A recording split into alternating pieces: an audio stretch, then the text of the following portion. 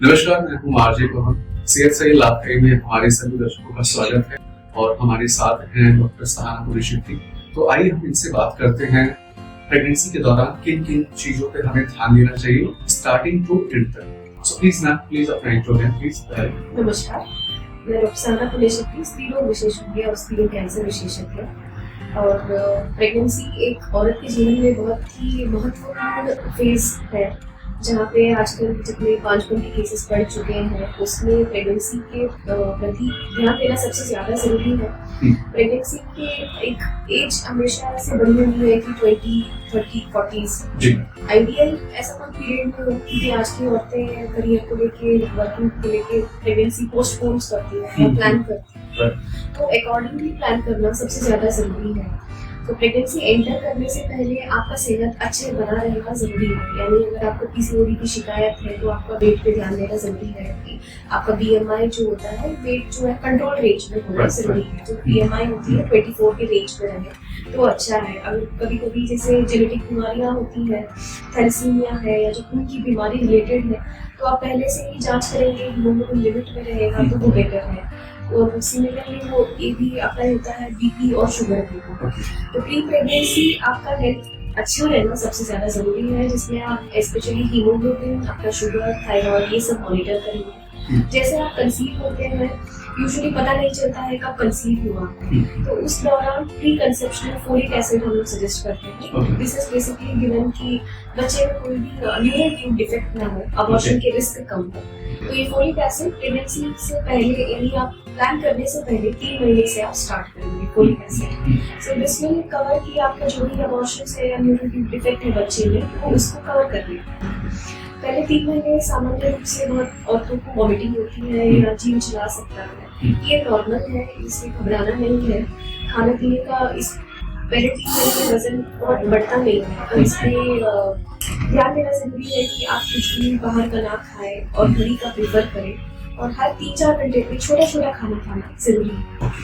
और जब को लगे कि वोमिटिंग ज्यादा हो रही है तो डॉक्टर का संपर्क करना जरूरी है, नहीं तो आपको विटामिन डेफिशिएंसीज हो सकते हैं, आपको दिक्कत हो सकती है। एंड फिर लेवल 1 स्कैन्स कराना जरूरी है, फर्स्ट ट्राइमेस्टर में होती है। और हमेशा जब भी आप कंसीव हो, अल्ट्रासाउंड से कंफर्म कराना जरूरी है कि बच्चा जो है बच्चेदानी के अंदर है। कभी कभी जैसे होता है कि बच्चा ट्यूब में पल सकता है, एक्टोपिक प्रेगनेंसीज कहते हैं, तो वो सारी बातों पे ध्यान देना। प्री प्रेगनेंसी, जैसे प्रेगनेंसी प्री प्रेगनेंसी हो गया, प्रेगनेंसी में फर्स्ट विजिट हमेशा इंपॉर्टेंट होता है, जहाँ पे सारे ब्लड टेस्ट होंगे, सीरोलॉजी होगा, ब्लड ग्रुप होगा। अगर आपका ब्लड ग्रुप नेगेटिव है तो उन मरीजों का देखभाल थोड़ा सा और ज्यादा किया जाता है, क्योंकि नेगेटिव ब्लड ग्रुप के अपने कॉम्प्लिकेशंस होते हैं, तो वो देखना। हम आपसे जानना चाहेंगे कि इनमेच्योर जो बच्चे होते हैं वो किन वजह से होते हैं? इम्मेच्योरिटी के यानी समय से पहले जो होते हैं या जिनका वजन भी कम है, बहुत कारण वो खाने पीने से भी खाने पीने से भी रिलेटेड है। लेकिन जो मेजॉरिटी जो शुरुआती दौर से इम्मेच्योर होते हैं उनको जेनेटिक प्रॉब्लम्स होती है। तो जेनेटिकली उनकी जो बोन होता है वो थोड़ी सी ग्रोथ कम होती है, तो उन्हें आप small for gestational age babies कहते हैं। और जो वजन बढ़ा नहीं पाते हैं बिकॉज ऑफ बीपी की वजह से हो सकता है, या प्लासेंटा में थक्का बन के थ्रोम्बोसिस हो सकता है। कुछ कारण है जहाँ पे आपको डॉक्टर की सलाह से मेडिसिन स्टार्ट किया जाएगा ताकि बच्चे का वेट उसी तरह मॉनिटर हो।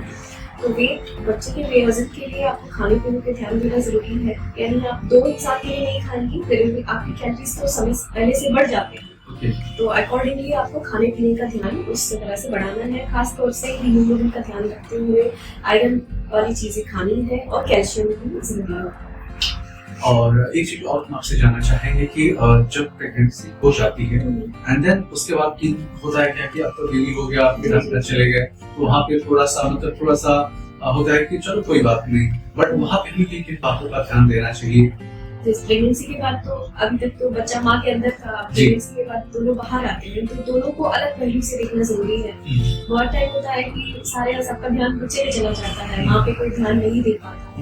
वो पीरियड भी बहुत इंपॉर्टेंट है, पोस्टपार्टम पीरियड कहते हैं। खास तौर से पहले 6 हफ्ता जो डिलीवरी के बाद से होता है, 1.5 महीना आना चलता है। इस दौरान ब्लीडिंग होती है, ब्लीडिंग लंबे समय तक रह सकता है, कुछ औरतों को इवन 6 वीक्स तक रह सकता है। थोड़ा बहुत ब्लीडिंग, थोड़ा बहुत पानी का गिरना नॉर्मल, बट ब्लीडिंग एक्सेसिव है, थक्का जैसे बन के आ रहा है, और उनको कमजोरी दे रहा है, दैट इज अ प्रॉब्लम। तो इस टाइम पे और उनको खाने पे अगेन से ध्यान देना है, स्वच्छता एंड मेंस्ट्रुअल हाइजीन मेंटेन करना बहुत जरूरी है, और बच्चे को ब्रेस्ट फीड कराना भी उतना ही जरूरी है।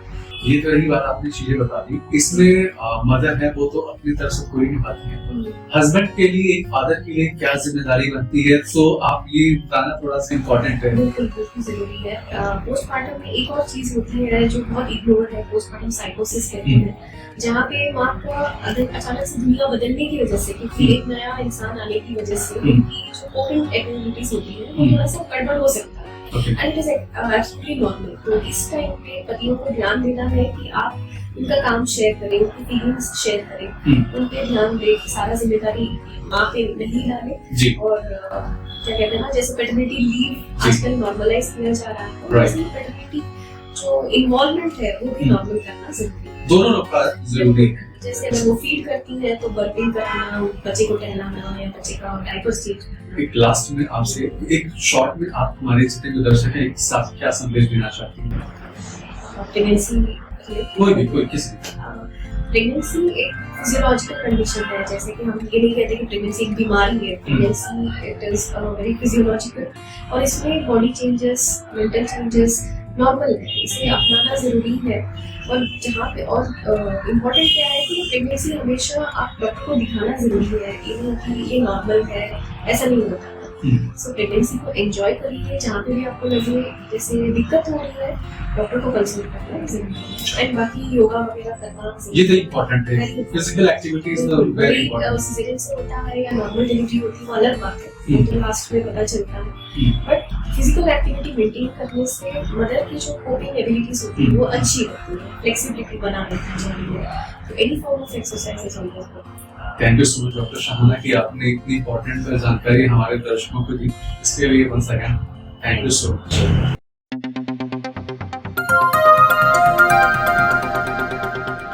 बजाओ जरा झूम के बजाओ, बजाओ बजाओ जरा झूम के बजाओ।